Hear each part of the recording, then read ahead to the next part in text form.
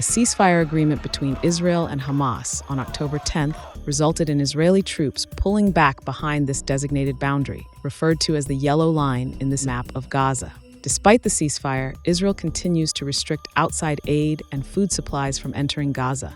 And inside the Strip, there is scant opportunity for Palestinians to grow their own food. That's because most of the arable land is now under Israeli control. Instead of stopping its starvation policy across the Strip, Israel has simply reshaped it.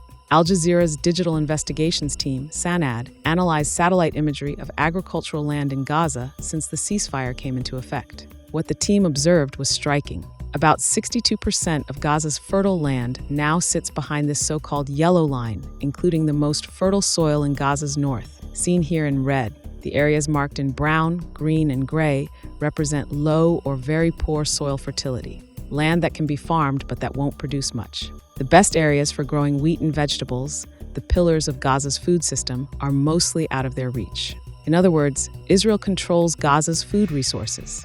Satellite data from July 2025 adds to this stark picture. According to UNOSAT, 86% of Gaza's farmland has been damaged or destroyed after nearly 2 years of bombardment, seen here in red. And the green area? That's the agricultural land that hasn't been affected. Palestinians have access to a mere 5%, but the integrity of the soil is very poor. Here's what's been happening. This is farmland in northern Gaza in May 2023. Compared to how it looks today, the green area is almost completely gone. And what about Gaza's vegetation? This is Gaza in September 2023, green and vibrant. Today, productive land has been greatly reduced across the Strip. During Israel's genocidal war on Gaza, its military has turned farmland and greenhouses into military outposts. And with cemeteries destroyed or inaccessible, Palestinians were forced to bury their dead wherever they could, including on arable land.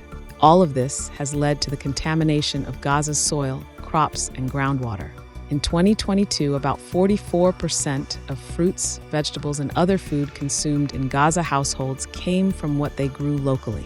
Now, with only 5% of low-quality arable land left for the Palestinians to feed themselves, their survival depends on foreign aid that Israel can restrict or cut off at any moment. Israel's control over Gaza's land is nothing new, but since October 2023, this control has been profoundly devastating. It has caused damage so severe, it now threatens Gaza's ability to sustain life. The data SANAD analyzed makes one thing clear. Israel's starvation of Gaza hasn't ended with the ceasefire. It has simply taken on a new form, one defined by control over the most fertile land and the systematic destruction of Gaza's agricultural sector.